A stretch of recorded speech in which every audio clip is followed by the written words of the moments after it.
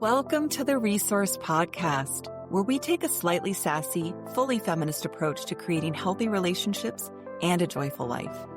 I'm your host, Tatiana Thompson, and I'm a licensed professional counselor practicing in both Arizona and Minnesota. I specialize in applying clinically proven techniques like EMDR, parts work, and neural reprogramming to help you see real, lasting change in your everyday life. Just remember, I am a licensed therapist, but I'm not your therapist. This show is for informational purposes only, and it's not a replacement for seeking personal mental health or medical advice. So join me now as we explore simple strategies for breaking toxic relationship patterns and applying simple mental health tools to your daily life. Learn how to take the small steps today that will guide you to your best life tomorrow.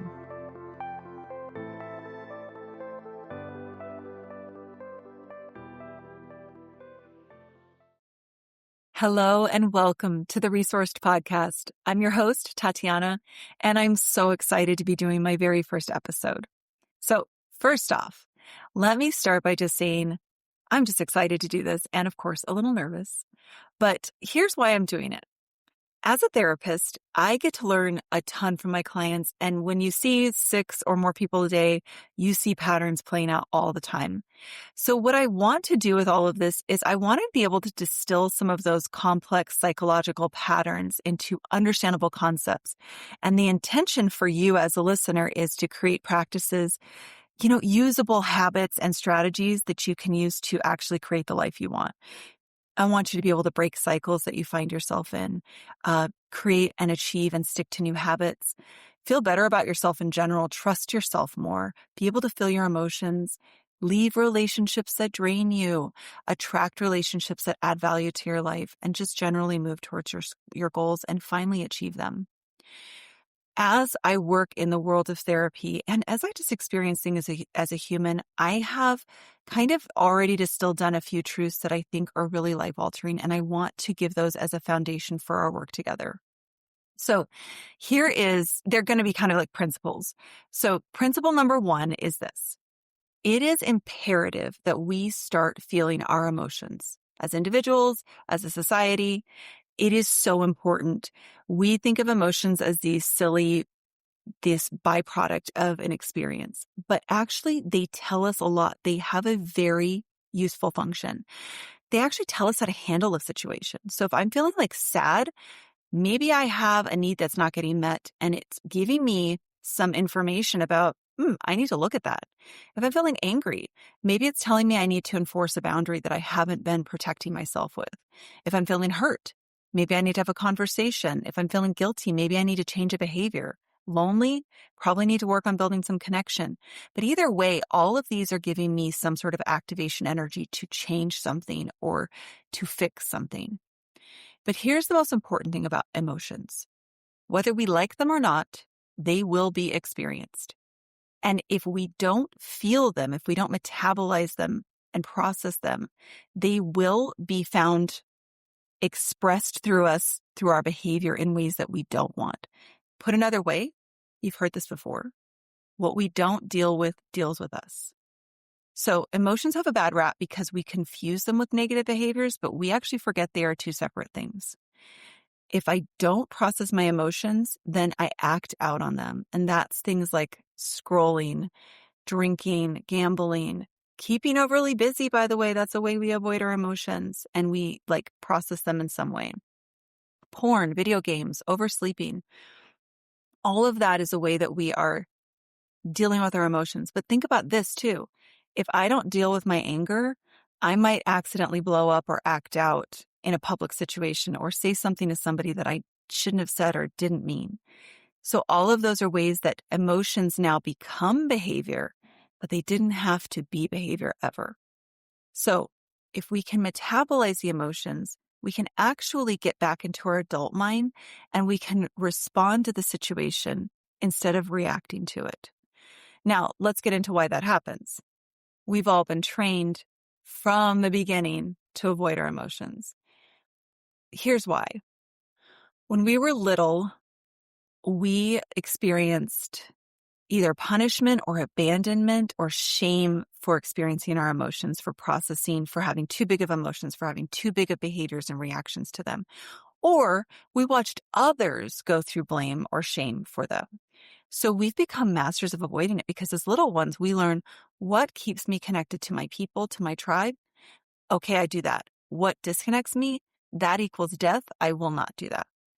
So now as adults, we spend most of our days trying to avoid our emotions because, again, we confuse them with abandonment, with acting out and behaving in ways that we don't want to. But the funny thing is, I find this every day with my clients and even with myself when I want to instinctively avoid an emotion.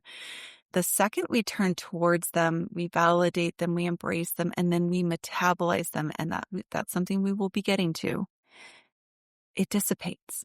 It's almost like it steams off of us.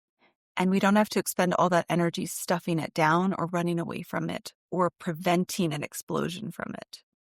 All right, so that's principle number one. We have to feel our emotions. And that's a huge thing you will hear me going back to and teaching you in this podcast is how to do that. There are some simple strategies. They're going to sound too simple, but I encourage you to try them. Principle number two, we have the ability and the responsibility, I mean that, responsibility, to transmute our trauma and stop reenacting it. We live in a day and age now where therapy is available. I'm not saying it's perfect. I'm not saying everyone has equal access. But the majority of us living in the United States or wherever you're listening from right now have access to therapy. Maybe it's not therapy. Maybe it's a men's group. Maybe it's some other type of thing. We have the ability to change this now and break the generational cycles that we've all experienced. So I want to invite you all to do that. Great. I'm glad you're listening to self-help podcasts, but also go get your individualized therapy. And by that, I don't just mean talk therapy. I love that that's available, but talk therapy really only addresses like 5 to 10% of our issues because really that's only addressing our insight, our awareness, our thinking mind, when most of what we do every day really comes down to our subconscious awareness. Our brain is an energy efficiency machine, so it wants to run off of repeat, off of habits. So we have to actually change our habits. We have to change our neural programming, and we have to change our core beliefs in order to change the way we react to situations. So strategies, some of the modalities that can help you do that is finding a therapist who does things like EMDR, IFS or internal family systems, somatic experiencing, deep brain reorienting, and neuro-linguistic reprogramming. And I know that there are other ways of dealing with subconscious blocks, but those are some of the ones that come to mind when I think of this. So when we can go through those shifts, we can actually change how trauma gets stored in the body, and thus it changes our instinctual responses to things. And, said more simply, when I believe something different, I do something different. And then people respond to me differently. So I actually get the things that I want in life because I show up differently. All right. That's principle number two. We have an ability and responsibility to transmute our trauma, to heal it and stop reenacting it. Okay, finally, principle number three. I'm going to harp on a lot as we work together, okay? It is better to be single than to be in a mediocre relationship. Say it with me. Better to be single than in a mediocre relationship, especially if it's a toxic relationship, but even mediocre. We have to stop settling for relationships that don't fulfill our core needs and desires just to avoid being alone. It's not helping us. And I'm not saying don't stick through a relationship that is not harmful for the sake of helping raise your children. There are circumstances where that is appropriate. But by and large, we are a culture that says, I'd rather be in something than nothing. And I'm going to sit this out. I'm going to become resentful and I'm going to let it break down my future because I don't want to be alone. So that brings me to the topic of this episode today. It is facetiously titled, The Crisis of Being a Single Woman. And I wanted to start with that as a little tongue in cheek. Just, maybe grab your attention. But I hope you can tell from what I'm saying that I'm absolutely being silly about that. I do not think it's a crisis at all. And I wish we'd stop treating it like one. But let's get into why we do.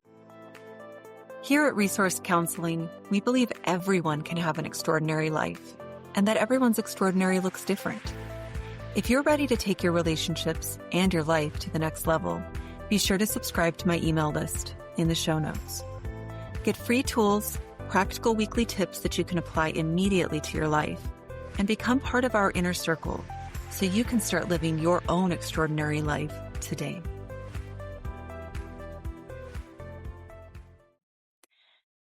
This is how we're trained to think, especially as women. This podcast is for men, women, all genders. But I know the women understand what I'm saying when I talk about this.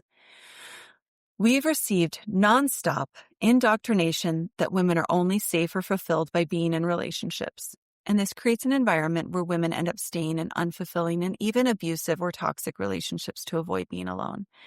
And I want to just address some of the sources of that indoctrination really quickly. Disney is just one of them, but Disney is on the list. We also have modeling from our parents. Not only do we just see that, you're supposed to be in a nuclear family, right? But also we see that relationships are hard. You should just stick it out. That's just the way men are. That's just the way women are. And so we learned to settle for mistreatment because it was normalized in our households. Another reason is there's so much still financial inequity and modeling for women. We don't make the same money as men do on average for our effort. We just don't. We know that. It's statistically proven. And for women of color, it is significantly worse. Then beyond that, we don't have a lot of expanders. We're only now getting expanders and awareness of other women who can make money and be productive in society. And productive might not be the right word, but successful in this monetary way. I don't know about you all. I'm only 45 years old, but when I was a child, none of the women in my sphere had professional jobs or jobs where they could make real money. They were all supporting their spouses. And yeah, some of them worked in admin, but it was for them at that time, it was like a side job. It wasn't like the executive assistant where it's your profession. The other thing is the only two women I knew who made good money or had real professions were really talked down about in my family. Like my dad would call them bitches. In our sphere, they were seen as unpleasant women. So of course I'm not going to emulate that. So I alone at 45 have really internalized that message that women don't make real money. You need to support a man who's going to make that real money for you. Then we move on to another issue, the unequal burden and stress of bearing and raising children. It creates a tremendous amount of need for support. And this is a wonderful job to have. And I'm so grateful as a woman to probably have a connection with my children that maybe their father could never have just by virtue of me being their mom. But it does put us a lot more dependent on someone else. And in our society, women do take on a majority of the domestic and household and child rearing jobs. We know this. It is absolutely statistically supported. So that makes it a lot harder for women to feel like it's safe to be single because now you're asking me to not only do everything for raising children, which is enormous, and run the household and make sure we have toilet paper and that we make it to our family events and make sure everybody has gifts for parties and all the things. You're telling me I also have to bring in enough income to support a whole family all by myself. That seems pretty hard. But side note, we will work on understanding how it's actually easier than raising somebody else on the side who isn't contributing enough. Okay, another reason we're indoctrinated is society places our value on how we serve other people. I know we've all heard this before, but like when we talk about men, we'll say like, yeah, he's a good man. But when we talk about women, we use terms that talk about her service or role to other people. She's a good mother. She's a good wife. She's a good daughter. It's not usually she's a good woman. And that tells us something. That just, again, helps us believe in our bones that we are to be of service to other people, to be valuable, to be important. And that kind of moves me on to another point that just gets me so fired up. The fact that we still have a way of talking about our, our prefixes Miss, Mrs., or Ms. It is all based on this completely bogus patriarchal nonsense that denotes our sexual status, our availability, and whether or not we are sexually ideal or not. So I can either be a miss, which means I am untouched, I am virginal, I am open and ripe for the taking. Are you kidding me? Or I could be a Mrs., which means I'm already taken, hands off, I'm possessed by somebody else. By the way, the Mrs. is owned by her father. The Mrs. is owned by her husband. And I'm not as ideal because I've been touched now. Or I could be Ms. And that is, I've been touched. It's over. I'm unwanted now, in fact, probably because I'm divorced and I'm used up. So what? Are you kidding me? With a man, on the other hand, he's always Mr. at any age, any marital status, any sexual status, and there's no ownership status ever implied. That makes me a little crazy. And I hope it makes you a little crazy too. Okay, finally, another form of our indoctrination. Society mocks us for being single. And I know right now we're going through a huge backlash of this, where, the crazy cat lady thing meme is getting stronger and stronger. We're called hags, spinsters, we're bitter, we're difficult, we're selfish for being single or choosing not to have children. And I cannot believe that there are still people who think this and put it out there, but they do. And I really appreciate that so many people are coming forward and going, that's ridiculous. Of course, I'd rather be a single woman with cats than raising a man-child who can't handle his own life. But it still is baked into our bones. And when we are indoctrinated with something, it is really hard to let go of that. So with all of that, we are led into a system where women genuinely believe they need a man to be moderately okay. And I'm not talking thriving. I'm talking just safe. But what I want to invite us to do is disrupt this indoctrination. What if we stopped looking at the risks of being a single woman and started looking at the enormous risks that are caused by being in low-quality relationships? When I'm talking about low-quality relationships, I'm not just talking about abusive or toxic. I'm talking about where it is mutually unfulfilling. Because let's be honest, ladies, we all know what it's like to be or watch a woman who's had to mother a partner and the horrible toll it takes on her. So let's just talk statistically, the risks of being in an unfulfilling relationship. There are physical risks, cardiovascular disease, weakened immune system, metabolic issues, including type 2 diabetes, slower healing, chronic pain. By the way, statistically far worse for women in that case. There are psychological risks, anxiety and depression increases, there's reduced self-esteem, there's cognitive decline, there's emotional exhaustion, and there are behavioral risks, increased substance abuse, increased disturbances in sleep, and social isolation. And beyond that, the impact on children is actually pretty profound as well, to watch and be around high conflict parents or parents who just really don't get along. There's a higher risk of depression, anxiety, and suicidal actions. And everything I just mentioned, those are just the measurable impacts that are studied in research on having a draining relationship. But there are other ways of thinking about this too, that it impacts your personal overall perception of your quality and happiness in life. There's even research that shows that there's a stronger relationship between your overall life satisfaction with your marital happiness, not status. So let me back up. There's a strong correlation between your overall life satisfaction and your marital happiness, and that correlation is stronger than even the correlation with your job satisfaction or your health status. Like, damn, that's crazy. So who you choose matters. Imagine being in a romantic relationship, and we're basing this off of traditional monogamous structures, that doesn't meet your core needs for connection, intimacy, financial security, growth, support, all the things that you're looking for. Here's the problem. Because of the structure of monogamy and even the practicalities of sharing a household, many of these needs are almost being held hostage by the other person. You can't get them met somewhere else. So if I've chosen to be in a monogamous relationship, I can't get my needs for physical intimacy met by someone else. I'm also probably not going to be in a position to grow wealth with someone else. And so their financial decisions really impact me.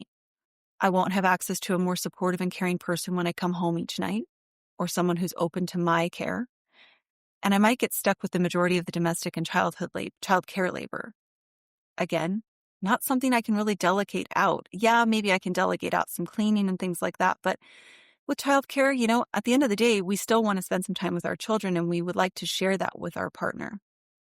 So, for all intents and purposes, if I'm in a relationship with someone, my overall growth as a human can be held hostage by that person, or it can be helped. And I know we've all heard like the financial, experts on podcasts. They remind us that choosing a good partner is probably even more important than any other financial decision we ever make. So with all that, here's what I really want this episode and this podcast to be about. We need to get more discerning about our relationships.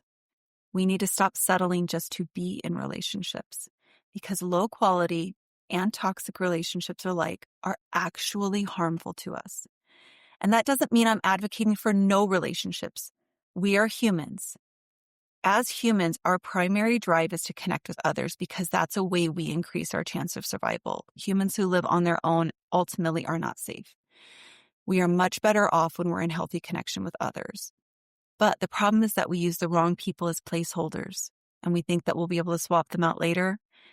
But first of all, that's selfish, right? Let's just not do that. But beyond that, if you have a placeholder there, you really can't fill the spot. And you don't. Let's be honest. Any of us who have stayed in a long-term relationship hoping that it would get better or that we would find somebody better later on, it didn't work out that we found somebody better. You have to leave the existing relationship in order to create that space. We have to commit to doing the hard thing today in order to get what we really want tomorrow. There's that old adage, maybe not so old, but choose your heart. And one of the examples is always, it's hard to be fat, but it's also hard to be fit. Choose your heart. It's hard to be a good parent, and it's hard to be a disconnected parent. Choose your heart. And I want us to apply it here. It's hard to wait for a good relationship and to be discerning, but it's also hard to be in a bad relationship. Choose your heart. This isn't easy, and I recognize that because I've lived it. Really, really, I've lived it myself.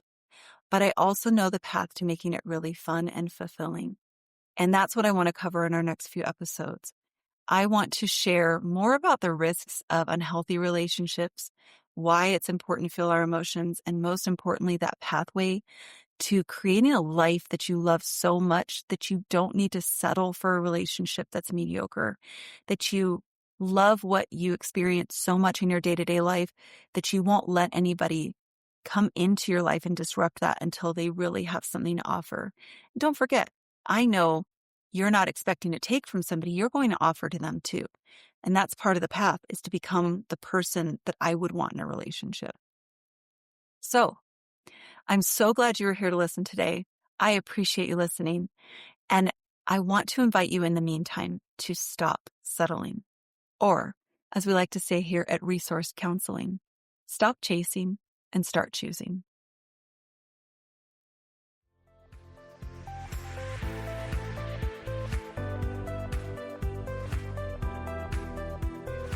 Thank you so much for joining me today on the Resourced Podcast. My hope is that you learned at least one practical tool you can apply to your life today to move in the direction of your dreams. If you found this content helpful, be sure to hit the subscribe button, leave a review, and consider subscribing to my email list, which is linked in the show notes. And remember, the journey of 1,000 miles begins with a single step. What step will you take today?